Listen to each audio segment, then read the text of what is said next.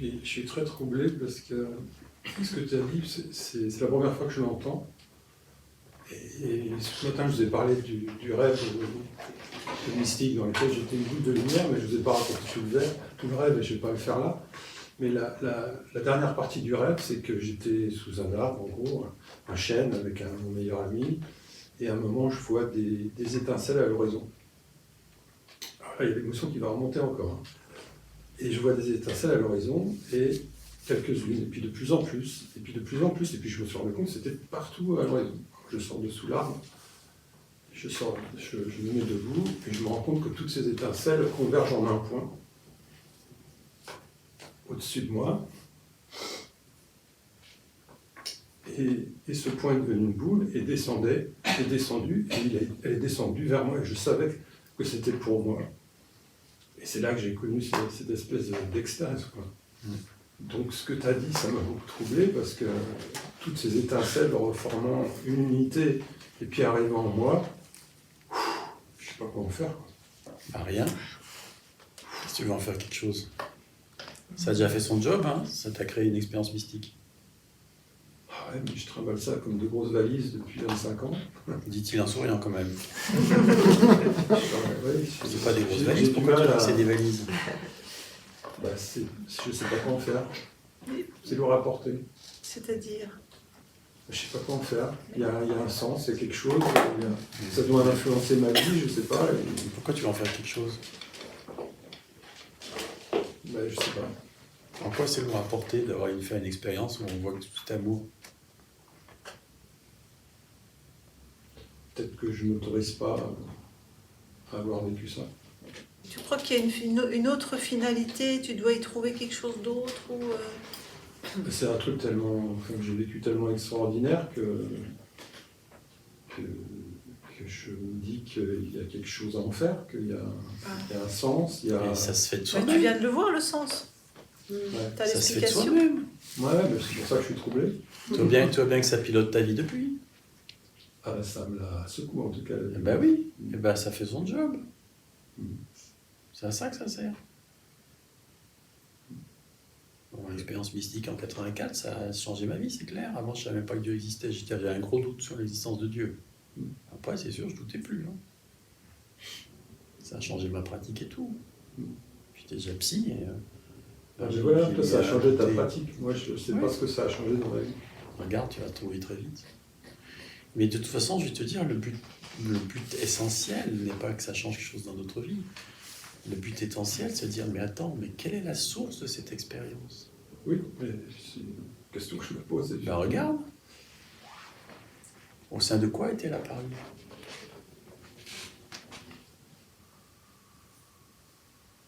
C'est une révélation d'amour. Oui, mais quelle en est la source? L'être. Ah,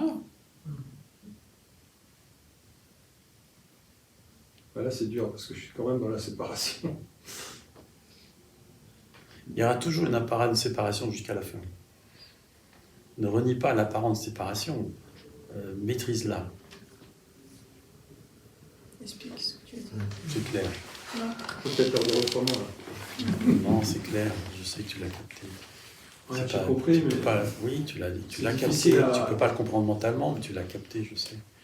C'est quelle est la source? L'être, ok. La source de l'expérience est l'être. La source de toute expérience est l'être. Tu le sais. Oui. Est-ce que tu es différent de l'être? Non. Non. Donc tu es la source de toutes les expériences, que ce soit une expérience mystique ou n'importe quelle autre expérience. Ouais. Qu'est-ce que tu attends pour te prendre pour la source de toutes les expériences? Puisque c'est ce que tu es. Courage, fillon. Non, je me sens pas légitime, quoi. Ah, Trop tard. encore un. Trop tard. Trop tard. Tu es la source de toute l'expérience, que tu le veuilles ou que tu ne le veuilles pas. Trop tard.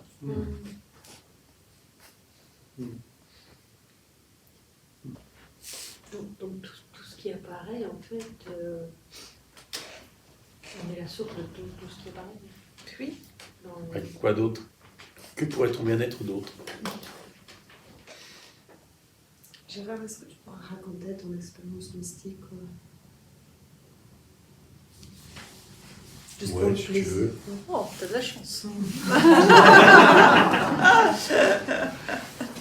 Je me posais la question de savoir si Dieu existait ou pas. Et quand à l'époque, j'étais fâché avec les curés, je suis allé demander une astrologue réincarnationniste et un guérisseur.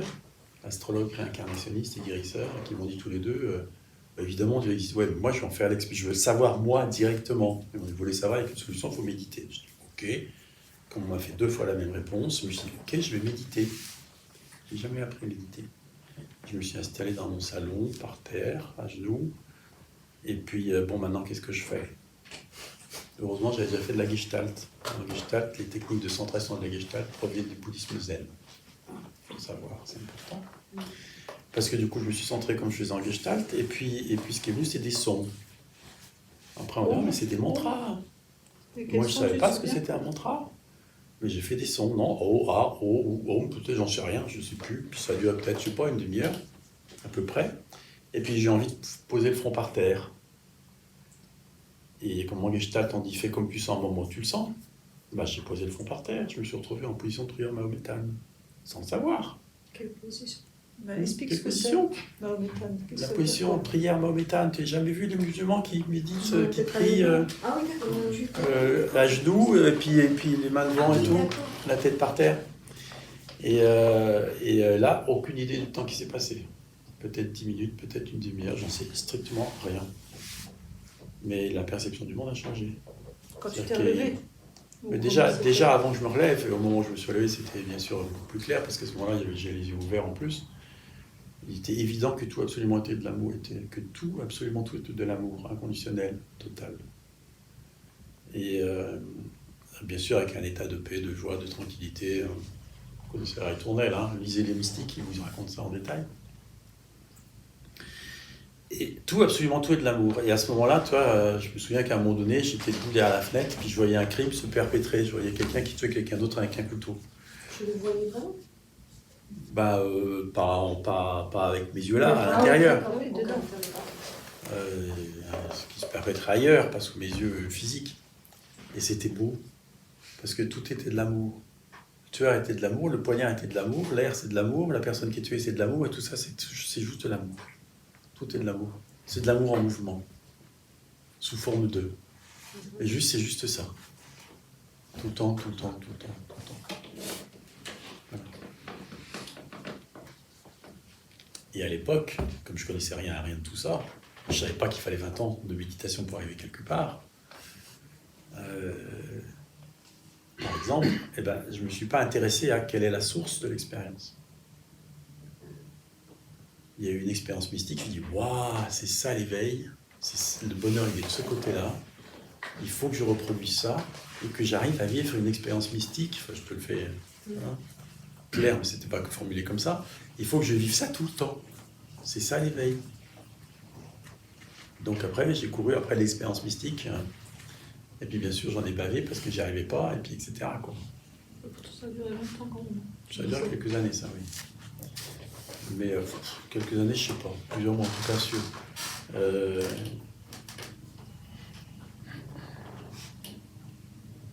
Mais surtout, ça a complètement changé ma vie, parce qu'à partir de ce jour-là, si tu veux, tout est amour. C'était vécu, c'était ici, enfin pas tout le temps, mais dès que j'y pensais, c'était là. Il y avait ce vécu de tout est amour, tu vois. Et ça a duré 16 ans comme ça.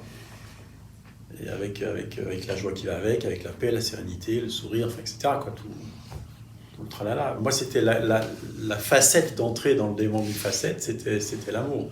Mais les autres étaient là aussi, en fond.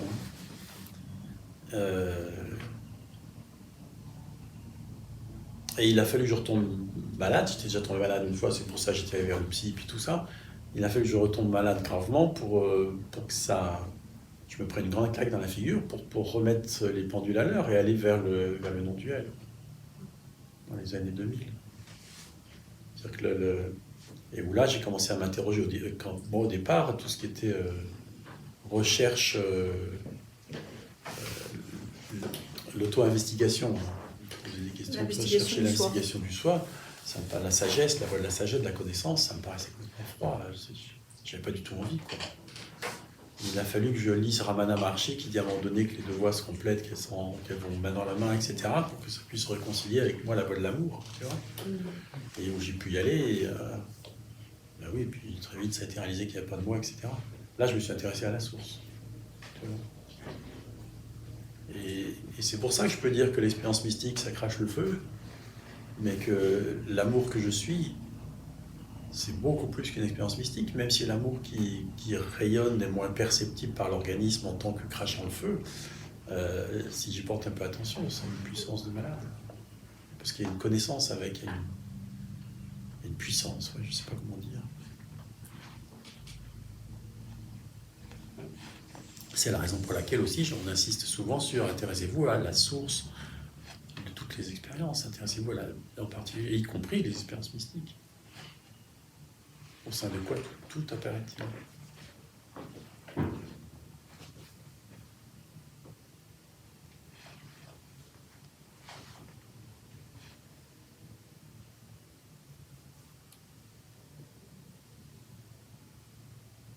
Si vous voulez, il y a deux voies royales vers la réalisation, d'après ce que disent les sages, c'est la voie de l'amour et la voie de la connaissance.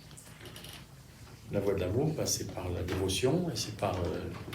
La bhakti, hein. Oui, bhakti, oui, et par cette expérience mystique, par exemple. Et la voie de la connaissance, c'est par l'investigation. La voie de la bhakti, c'est tout est amour, ça inclut tout ce qui est perçu est terme. amour. Au départ, ça a pris un Dieu extérieur. Après, la phase suivante, c'est que ça réalise que Dieu vit en moi. Que Dieu est partout et qu'il vit en moi. Et à la fin, c'est je suis Dieu. Le Père et moi sommes un. Et avant, ça peut passer par une forme physique de dévotion. Oui, bah oui, ça prie un Dieu extérieur. Oui, ça peut prier un maître, ça peut prier l'enseignement, ça peut avoir de la dévotion pour l'enseignement, pour le maître.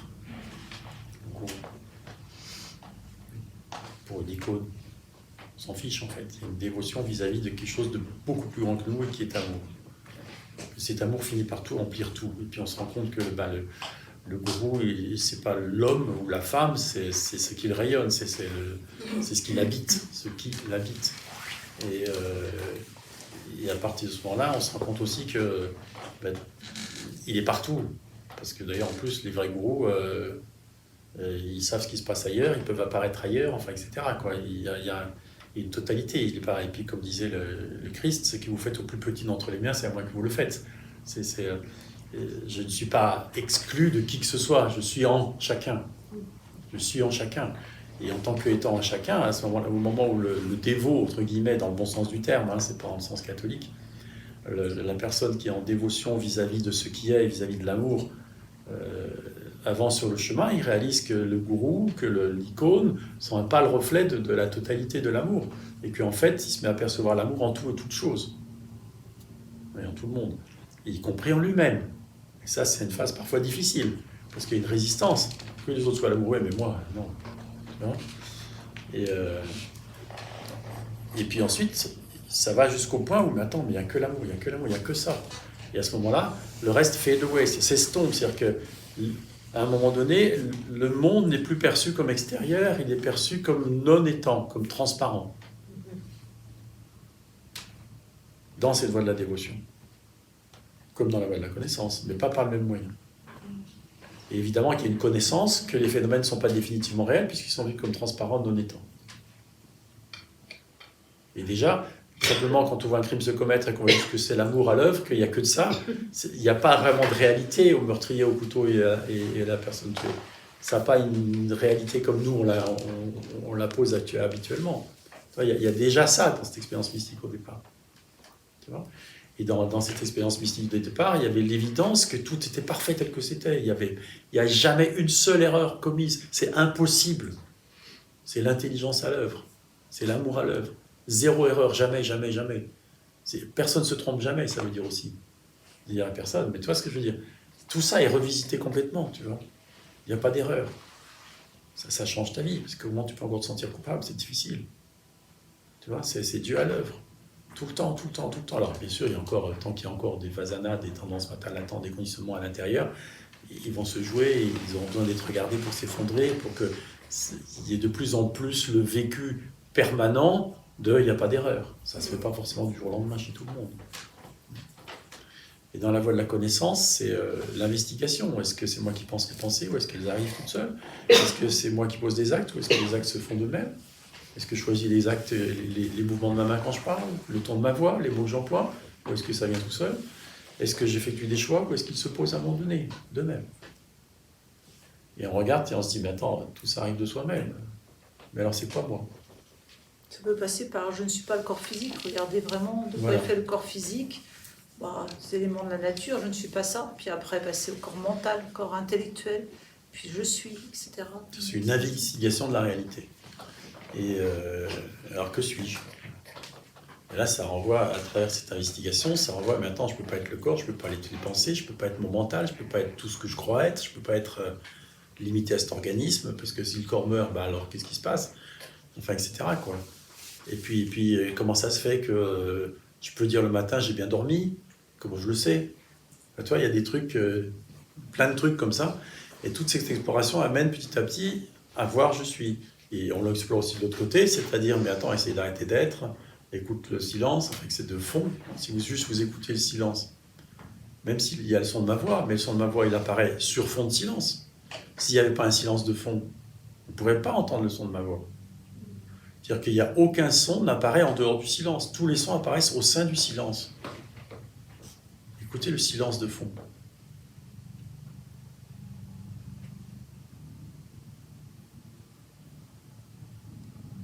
Immédiatement, il y a une sorte d'expansion qui se produit. Immédiatement, on sait qu'il y a quelque chose de pas limité là.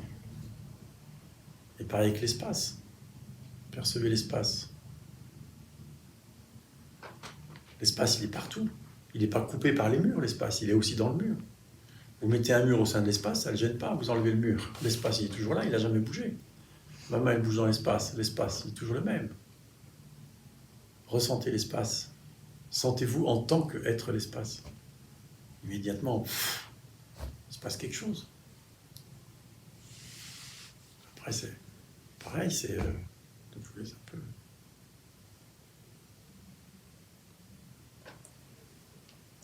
Pareil, essayez d'arrêter d'être. Constatez que vous ne pouvez pas. Demeurer en tant que ce que vous ne pouvez pas arrêter d'être. Etc., etc. Tout ça, c'est des moyens aussi directs de toucher l'être. Et puis, quand on pose les questions à cet être, ben, on se rend compte que il n'est pas limité. On se rend compte qu'il est tout le temps là, enfin, etc., etc. Il est auteur de rien.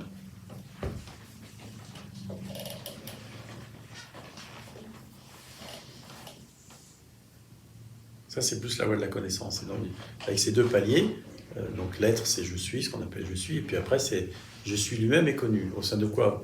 Qu'est-ce qui le connaît? Quelle en est la source? Qu'est-ce qui le connaît? Au sein de quoi apparaît-il? Et là, ça renvoie directement à ce qui est. Et un jour, il y a absorption. Marion, c'est bien faire prendre conscience du fait qu'il n'y a pas de distance. Et que comme il n'y a pas de distance, il n'y a pas de percevant et pas de perçu, qu'il n'y a que unité. Et ça, c'est ce qui. Et évidemment, lorsqu'il est réalisé qu'il n'est que ce qui est, c'est comme disait Marion ce matin, hein, tout est en fusion, c'est l'amour. Ça se rejoint. Et en fait, dans notre expérience, les deux voies doivent se côtoyer et se répondre l'une l'autre.